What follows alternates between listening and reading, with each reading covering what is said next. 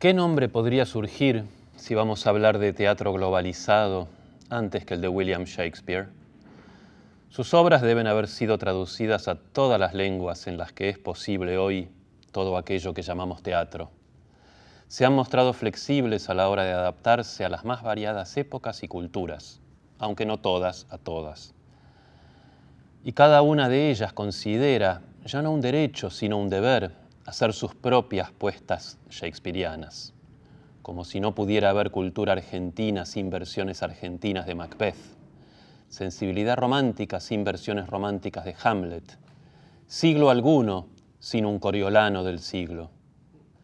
¿Qué otra cosa sino un teatro global podía esperarse de un actor y autor que habitaba un teatro llamado The Globe y que escribió las líneas "All the world's a stage, and all the men and women merely players"? Todo el mundo es un escenario y todos los hombres y mujeres meros actores. Esta casi infinita plasticidad, tan ajustadamente descrita por Borges en su Everything and Nothing. Nadie fue tantos hombres como aquel hombre que, a semejanza del egipcio Proteo, pudo agotar todas las apariencias del ser. Ya fue sentida en su misma época, a la cual le dijo su amigo Ben Jonson: "Thou hast one to show, to whom all scenes of Europe homage owe". Tienes uno que mostrar, al que todo escenario de Europa debe honrar. Y también, "He was not of an age, but for all time". No era de una época, sino para todos los tiempos. Indagar entonces en los posibles motivos de esta inusitada vitalidad y vigencia puede, metonímicamente tal vez, echar alguna luz, aunque sesgada, sobre los posibles sentidos de la hueca frase teatro globalizado. Imperialismo. Vamos a empezar por una conjetura de lo más odiosa. ¿No serán la ubicuidad y potencia de Shakespeare apenas factores de la preeminencia de los países anglosajones en los últimos 2 siglos de la historia mundial? Si Napoleón hubiera triunfado en Waterloo o Alemania ganado las 2 guerras, por ejemplo, ¿estaría yo en este momento escribiendo un texto sobre las razones de la incomparable vigencia de Molière o de Goethe? Hipótesis imposible de probar o rebatir, pero no por eso descartable. Aunque intuitivamente uno siente que Shakespeare se tiene bien merecidos sus laureles y que la difusión, muchas veces imposición, de la lengua y la cultura anglosajonas han sido intensificadores más que causantes de su actual potencia.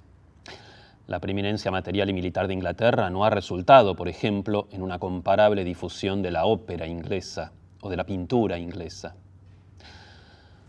Pero dado que la palabra global se ha vuelto hoy en día un eufemismo amable para lo que antes se llamaba imperialismo, no podemos descartar así sin más esta inicial conjetura. Algo habrá que hacer con ella. Adaptabilidad. Cuando se dice que Shakespeare es universal, se está diciendo que es particularmente localizable. Cuando se lo tilda de atemporal, lo que se quiere decir es que es supremamente temporalizable. Se ha llevado la acción de Rey Lear al Japón feudal, la de Ricardo III a una hipotética Inglaterra fascista, la de Romeo y Julieta a prácticamente todos los pueblos del orbe donde haya bandos en pugna, y no son pocos. Timón de Atenas funciona inmejorablemente en ambientes yuppies y Trabajos de amor perdidos ha dado una aceptable comedia musical a lo Esther Williams.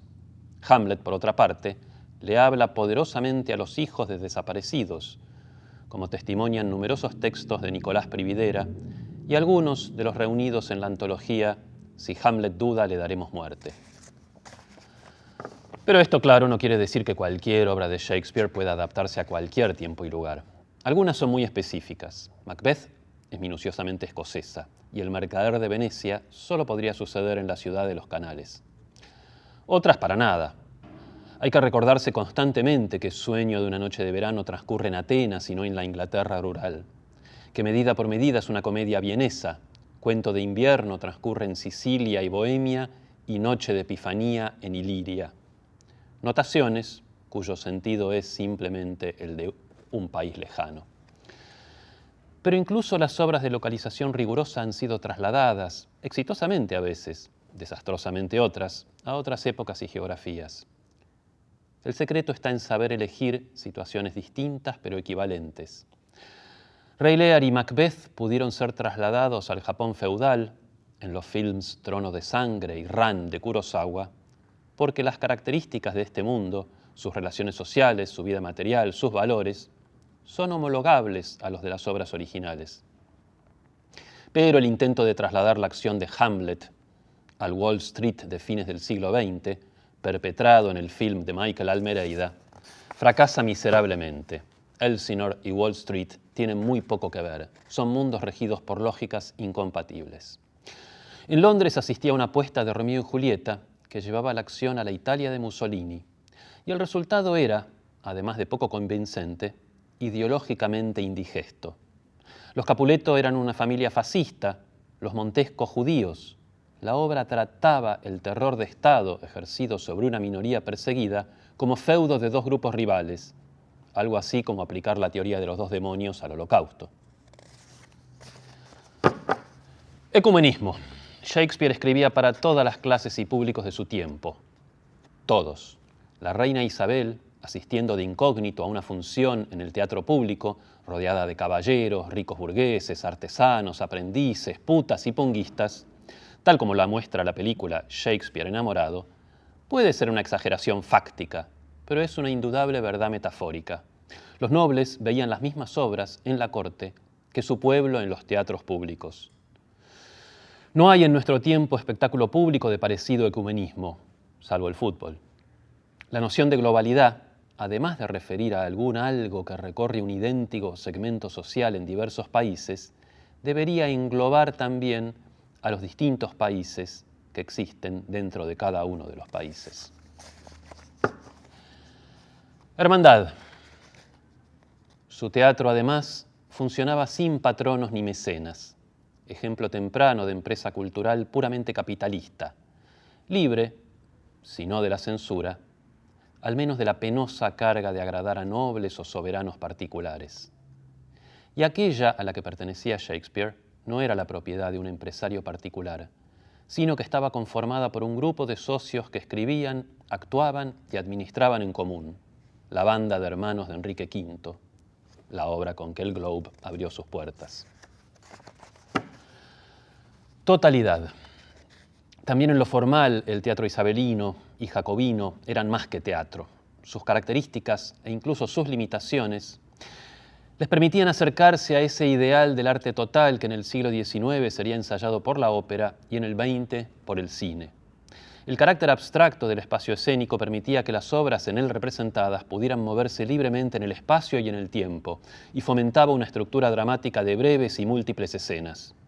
Una de las muchas razones por las que Shakespeare se da también en el cine, y que es otra de las claves de su actual y global vigencia. Si Shakespeare hubiera nacido en el siglo XX, de joven se habría mudado a Hollywood antes que a Londres. Mímesis. Esta conjetura puede resumirse con una cita de Oscar Wilde. La vida imita a Shakespeare tan bien como puede. Wilde sabía perfectamente de lo que hablaba. Su propia relación con Lord Alfred Douglas repite punto por punto las coordenadas fijadas por su maestro en los sonetos. Harold Bloom, en su Shakespeare, La invención de lo humano, despliega la idea. A lo largo de su vastísima, infinitamente variada obra, Shakespeare habría agotado las posibilidades de lo humano. No solo las ya sucedidas, sino también las por venir. Nuestro libre albedrío es una ficción. Todos estamos actuando, algunos mejor que otros, guiones escritos por Shakespeare. Variedad. Enfrentado a la clásica pregunta de qué libro se llevaría a una isla desierta, Joyce se habría debatido entre Dante y Shakespeare, para terminar descartando al italiano, porque el inglés es más rico. A lo cual podríamos agregar esta cita de Alejandro Dumas padre. Después de Dios, Shakespeare es quien más ha creado. Si alguien sostiene lo contrario, es simplemente porque no ha leído o visto todas sus obras. Traducibilidad.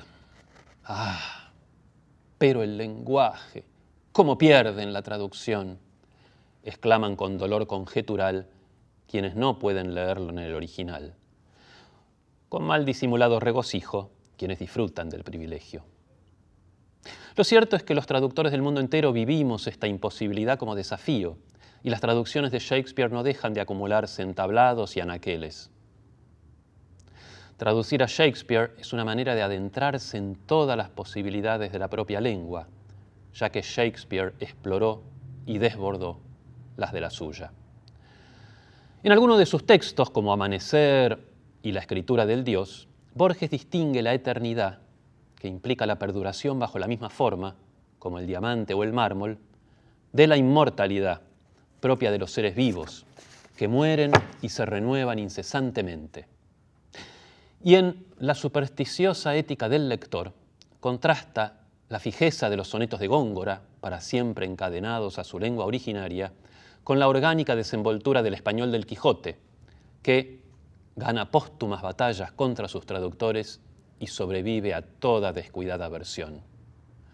El verso blanco de las obras de Shakespeare, tan plástico a la hora de convertirse en un diálogo fluido, por no hablar de la prosa, con la que habitualmente confraterniza, exhibe la misma soltura, mientras que el teatro español del siglo de oro, enredado en la madeja de sus quintillas, silvas pareadas, octavas reales, redondillas y décimas, no puede seguirle el tranco por más que lo intente. Inmortalidad. Una inquietante posibilidad referida a Shakespeare y su obra es la sugerida por otro cuento de Borges, La memoria de Shakespeare. En este se imagina que dicha entidad ha seguido viva en el mundo, que puede pasar de una persona a otra, incluso telefónicamente. Idea gozosa. Cualquiera de nosotros puede, al menos en parte, ser Shakespeare. Idea terrible. Nadie puede, al menos en parte, no serlo. Fatalmente lo somos. Somos las astillas de su conciencia. Hartazgo. Habiendo llegado al fin de mi panegírico, un par de vasitos, ya que no baldazos de agua fría. Shakespeare puede llegar a cansar. No tanto el canon completo, sino sus versiones reducidas e infinitamente repetidas. Pasemos revista a la escena local. Todos los directores quieren hacer Hamlet. Cada tanto condescienden a Macbeth, Otelo, Rey Lear, Romeo y Julieta, Medida por Medida, La Tempestad, y paremos de contar.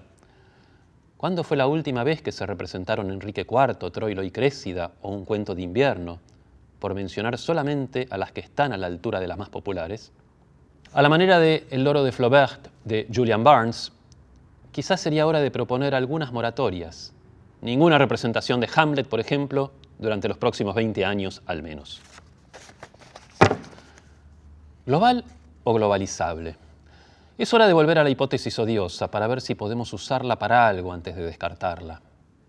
En lugar de seguir jugando a subvertir, sin creérnoslo del todo, la dialéctica dominante-dominado, apropiándonos del teatro de Shakespeare, trayéndolo a nuestro tiempo y lugar, ¿no podremos empezar a ocupar el suyo? Empezar por hacer una versión jacobina de Martín Fierro, como para ir precalentando. ¿No notaron cuánto se parecen los versos de Martín Fierro a los de las brujas de Macbeth? Y ver si podemos apropiarnos no solo de sus obras, sino de las cualidades que descubrimos en ellas. Ninguna de las artes narrativas es tan flexible, tan plástica, tan supremamente traducible y retorcible como el teatro. Toda obra teatral es en principio, si no global, al menos globalizable. Esa es la lección de Shakespeare y esa puede ser su mayor enseñanza. Más que seguir representando al infinito las obras de Shakespeare, shakespearianizar las restantes.